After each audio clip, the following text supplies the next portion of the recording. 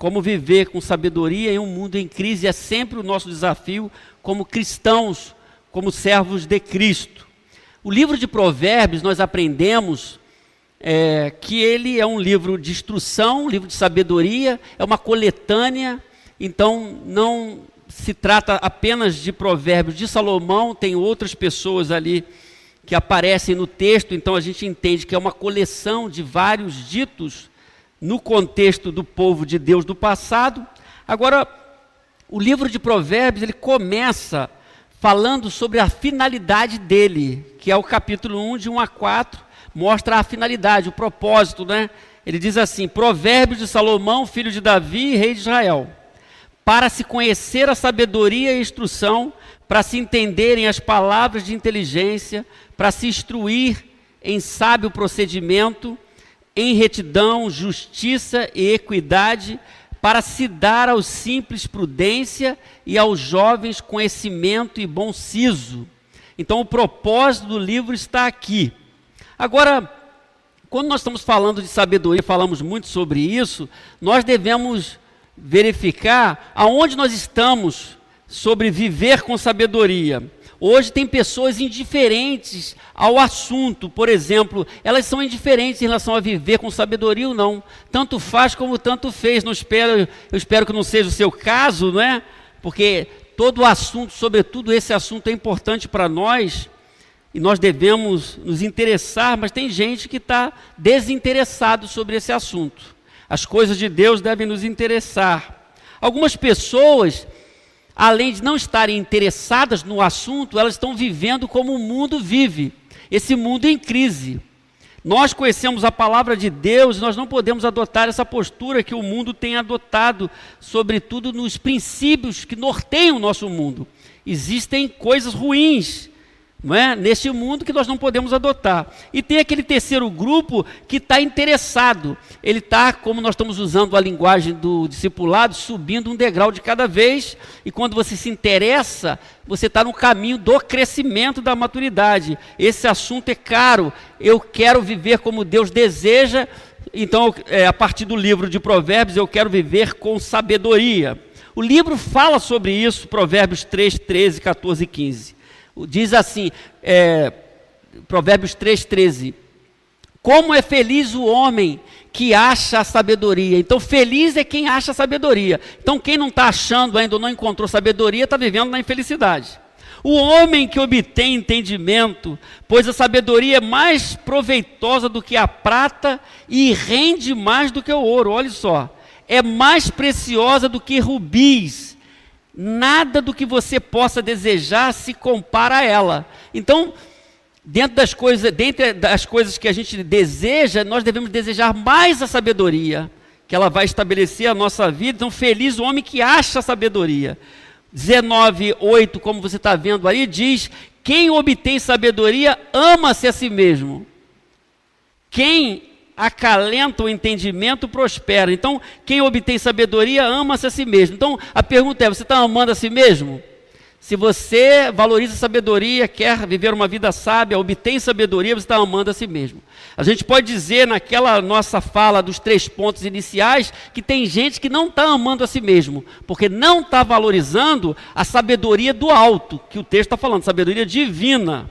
Então, eu preciso perguntar a você, e preciso responder também, você precisa também, em que lugar nós estamos nesse processo e qual é a nossa posição quando nós estamos falando em sabedoria. Nós vivemos num mundo com crise moral, com crise familiar, com crise espiritual, relativização, né?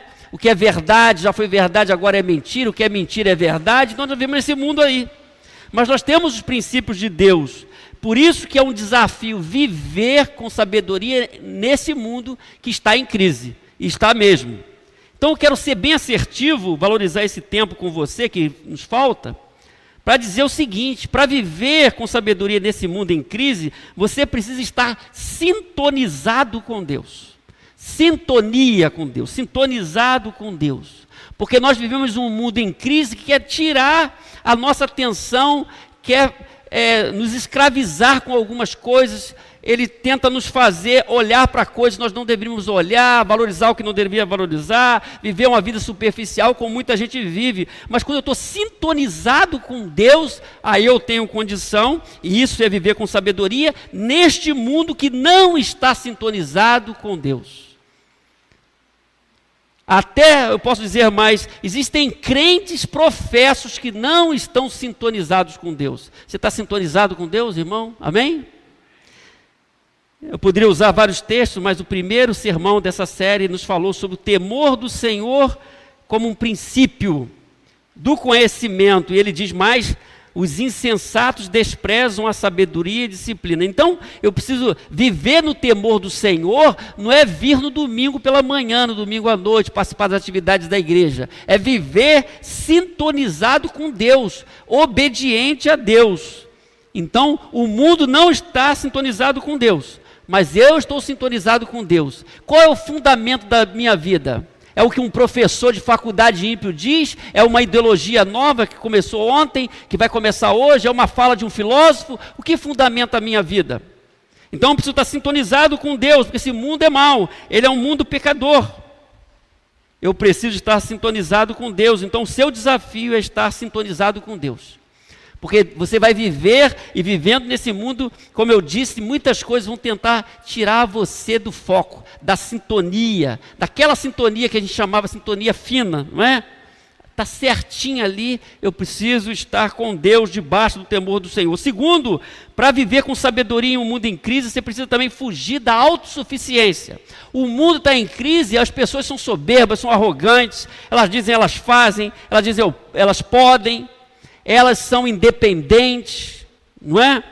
Mas esse é o mundo. Eu não, eu estou vivendo debaixo do temor do Senhor, já começo dizendo que eu não estou com nada, que eu preciso de Deus, sou carente da glória de Deus, da misericórdia de Deus, do perdão de Deus, da palavra de Deus, e aí vai embora.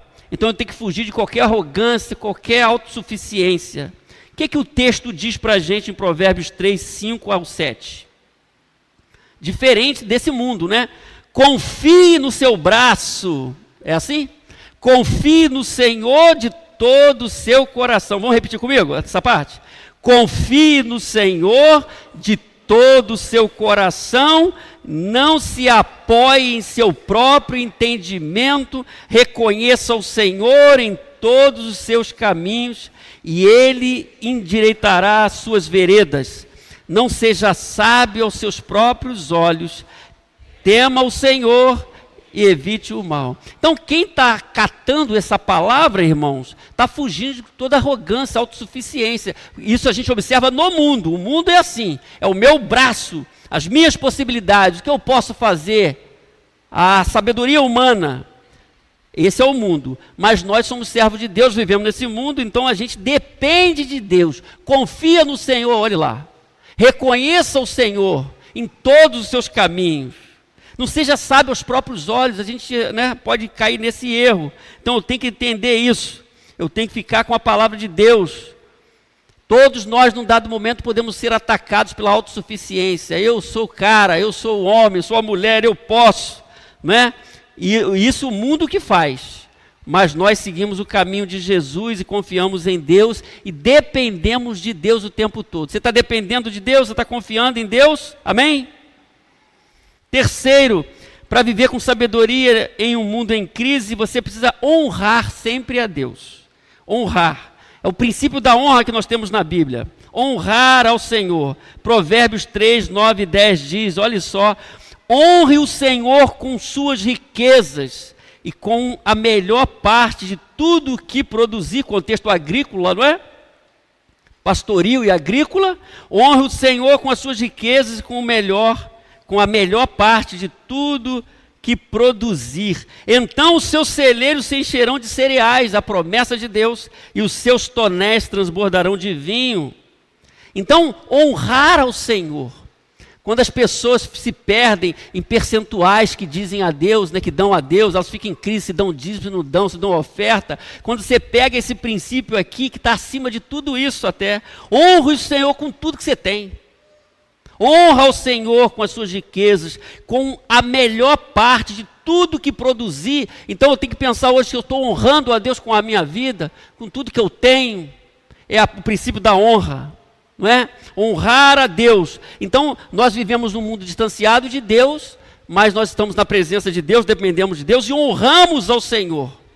O valor da honra é expresso aqui nesse texto de uma forma magnífica. Uma forma magnífica. Tudo que nós somos e temos é para Deus, é para a glória de Deus. Tudo, tudo, tudo, tudo. Não há nada que deve fugir, que nós vamos esconder isso aqui, não. Tudo é para honrar a Deus. E aqui ele diz, honre ao Senhor com as suas riquezas, com a melhor parte, não a pior parte. Quando eu sou um servo obediente, eu dou sempre o melhor para Deus. Eu não enrolo a Deus, não enrolo a igreja. A minha vida está à disposição de Deus e eu honro a Deus. Honre o Senhor. Amém, irmãos? Pessoas sábias honram a Deus e elas recebem bênçãos por isso, porque o texto diz que os celeiros se encherão. As pessoas querem que os celeiros se enchem, mas não aprenderam esse segredo da honra. Você quer ser abençoado? Honre a Deus. Coloque Deus em primeiro lugar, o livro fala sobre isso também. 4, para viver com sabedoria em um mundo em crise, você precisa ser um trabalhador. O texto fala de trabalho. O texto fala de formigas. Tem gente que até escreveu um livro só sobre isso. Diz Provérbios 6, 6 a 11. Olha quantas vezes aparece a palavra preguiçoso aqui, hein? Preguiçoso, aprenda uma lição com as formigas. Elas não têm líder, nem chefe, nem governador, mas guardam comida no verão, preparando-se para o inverno. Preguiçoso, até quando você vai ficar deitado? Quando vai se levantar? Então o preguiçoso diz, eu vou dormir somente um pouquinho, vou cruzar os braços, descansar mais um pouco, mas enquanto ele dorme, a pobreza o atacará como um ladrão armado. Olha só, irmãos, a Bíblia é fora de série, né? Por isso que é bom ler a Bíblia, que é uma coisa muito boa. Então, eu estou num mundo ímpio, num mundo sem Deus, num mundo com esses problemas todos. Eu preciso ser um trabalhador enquanto estou aqui. Eu estou indo para o céu, mas enquanto estou aqui, eu estudo, eu trabalho, eu invisto em minha vida. Tem gente esperando um milagre e não faz nada. Esperando Deus bater na casa dele, para dar alguma coisa para ele, esperando em Deus. E elas estão se enganando, porque eu tenho a minha parte, a minha responsabilidade. Eu preciso investir em mim, você precisa investir em você. Então a gente podia dizer aqui, todo tipo de investimento, de esforço. Por isso que ele dá o exemplo da formiga, que é trabalhadora mesmo. Formiga é uma coisa fantástica. Então, eu estou vivendo nesse mundo, eu tenho que ser um trabalhador. Eu sou um crente dedicado, estudo, trabalho, né? Tem gente que fica preocupado com o crescimento do outro, mas ele não estuda, ele não investe nele mesmo. Então você tem que investir, não é? Nós não estamos em Cuba, que o médico é a mesma coisa, o porteiro é a mesma coisa. Ali é um país, um problema político, onde as pessoas não podem evoluir. Não, nós estamos no Brasil, né? Então você investe em você, você estuda, você faz mais um curso. E aquele que não faz nada não pode ficar olhando para a prosperidade do outro, se ele não ora a Deus, não vive direitinho, não investe na vida dele. Então como é que fica isso? Eu tenho que trabalhar, eu não posso ser culpado se eu investir na minha vida, e você se investiu na sua vida, investe na sua vida, trabalhe, se dedique, coloque Deus na frente, honre ao Senhor, que é a promessa dele, vai te abençoar. Amém, irmãos? Então andar com sabedoria não é ser preguiçoso, a Bíblia fala sobre isso. Sabedoria, eu vou trabalhar, vou estudar, vou investir em mim mesmo, e vou buscar aquilo que Deus quer para a minha vida, em cima daquilo que Ele tem me dado, das oportunidades que Ele está me dando, para eu poder crescer. Então eu não posso ser um crente preguiçoso, eu posso ser um crente desmazelado, não é? Isso não é viver com sabedoria.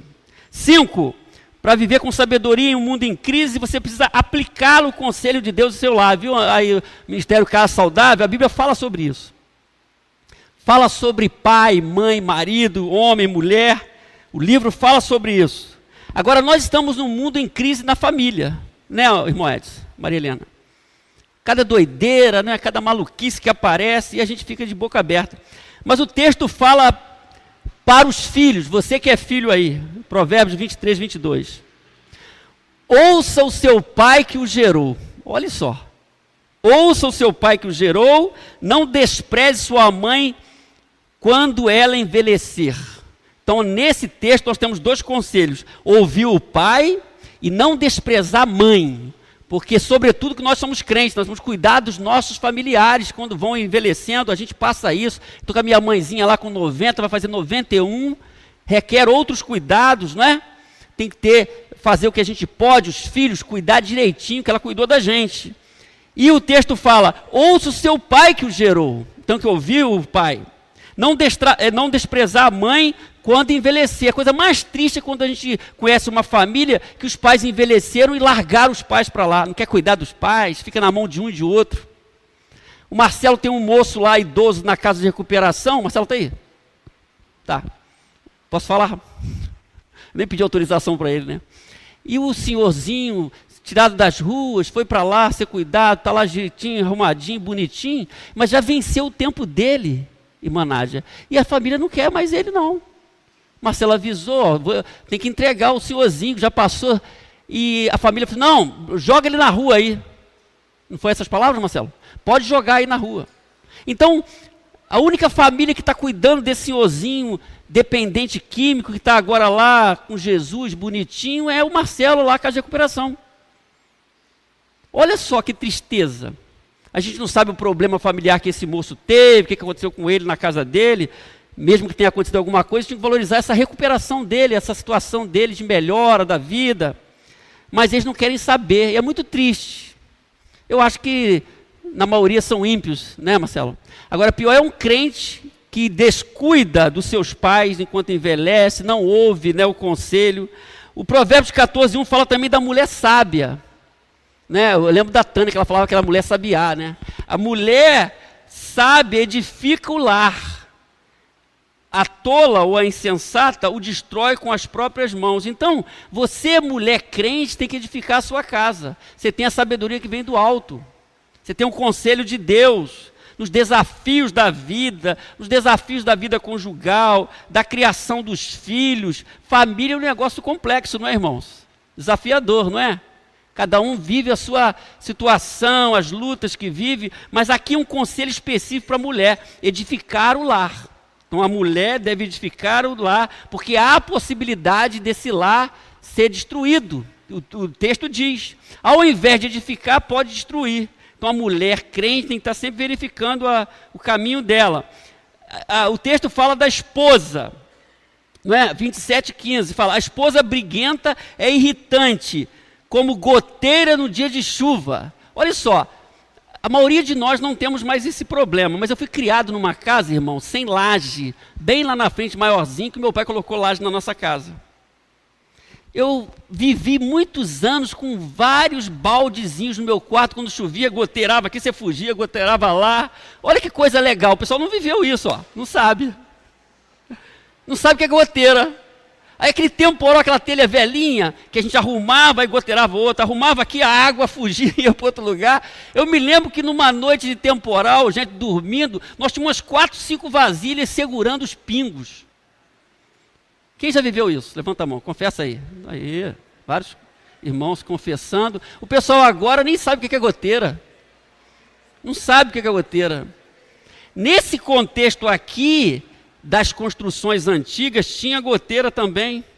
E aí ele está falando que a mulher briguenta é irritante como a goteira no dia de chuva. Ele está considerando que a goteira é irritante. Imagine só, eu vivi já isso. Você está dormindo, daqui a pouco pinga em você. Tuf, tuf. Aquilo ali é uma coisa irritante mesmo, né? Tem que fugir. Arrasta a cama para cá, tem goteira aqui, bota para lá.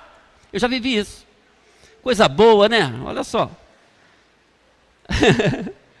A esposa briguenta, o marido briguento também é irritante, né, irmãos? Amém, irmãs? Irmãs?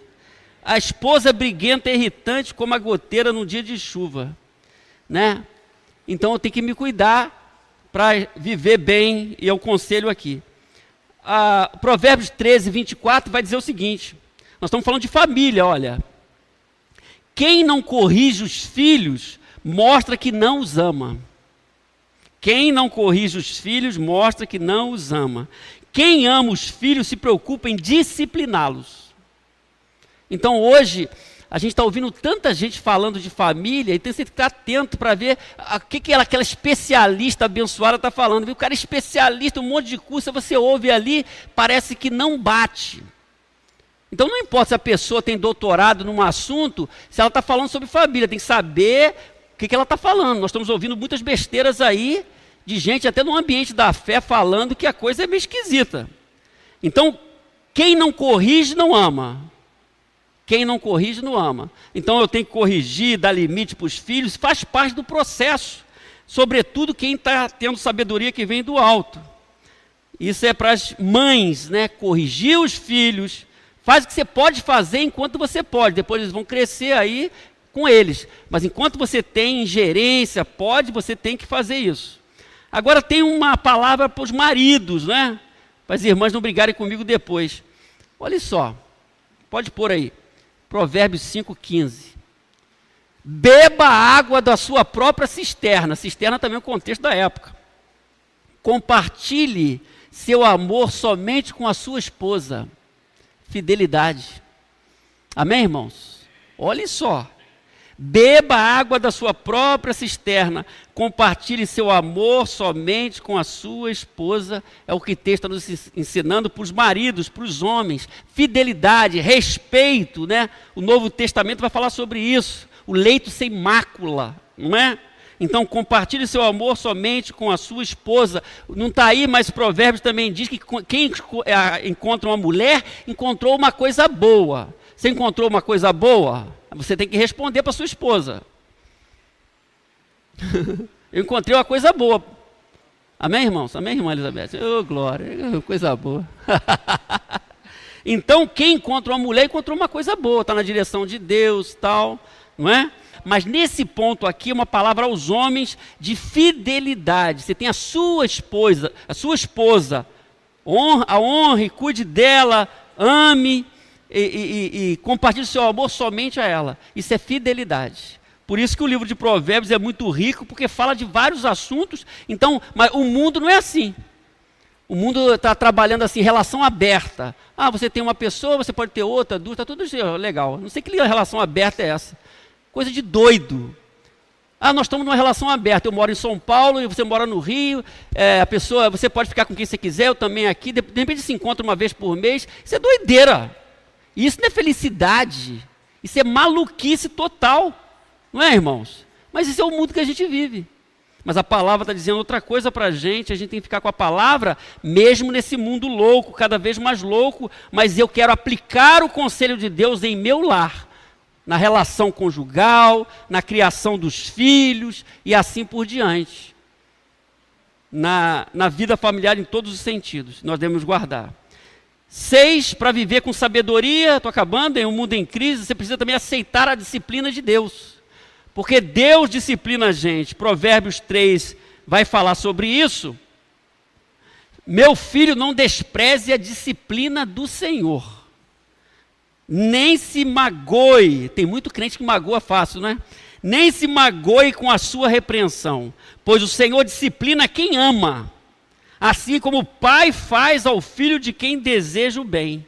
Então, o filho de Deus, ele é disciplinado por Deus. É melhor ser disciplinado por Deus do que ser arrebentado por Satanás, né? Eu sou filho de Deus e quem trabalha com o filho de Deus é o próprio Deus. Eu tenho que aceitar isso, não desprezar a disciplina, nem magoar com a repreensão, pois o Senhor disciplina quem ama.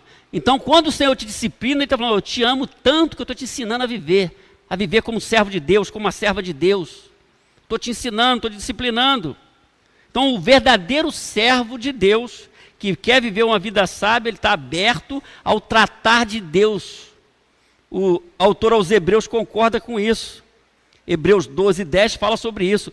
Olha só, os nossos pais nos disciplinavam por curto período. Está partindo do pressuposto que essa disciplina acontece na família, não é? Os nossos pais nos disciplinavam por curto período, segundo lhes parecia melhor. Quer dizer, o que eu vou adotar como disciplina? Você vai ter que pedir a sabedoria de Deus, não é? Deus, porém, nos disciplina para o nosso bem, para que participemos da sua santidade. Então, Deus não quer que a gente viva de qualquer jeito. Porque Ele é Pai, Ele está nos ensinando, está nos corrigindo, está nos encorajando. Então eu preciso aceitar essa disciplina de Deus, não como uma coisa estranha, faz parte do processo. Voltando a Provérbios, não despreze a disciplina do Senhor, nem se magoe com a sua repreensão. Eu estou chateado com Deus, por que isso está acontecendo comigo? Eu tenho que estar antenado, não é? Deus nos disciplina e Ele tem os meios próprios para nos disciplinar a cada um de nós. Nós devemos aceitar essa disciplina e o texto fala sobre isso. E por fim, meus irmãos, para viver com sabedoria em um mundo em crise, você precisa andar com integridade, que é um valor e é um princípio. Integridade, porque o mundo não é íntegro. O mundo é falso, o mundo é traiçoeiro, o mundo é mentiroso. Mas como nós vamos andar nesse mundo, conviver com as pessoas desse mundo?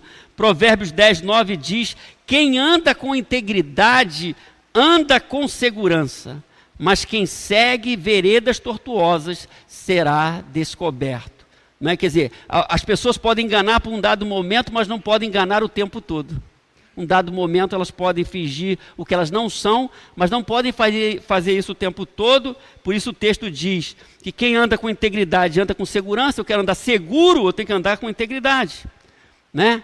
Eu tenho que ser a mesma pessoa nos vários lugares. Não posso ser uma pessoa aqui, ser outra pessoa no trabalho, ser outra pessoa ali. Eu estou andando na presença de Deus, integridade.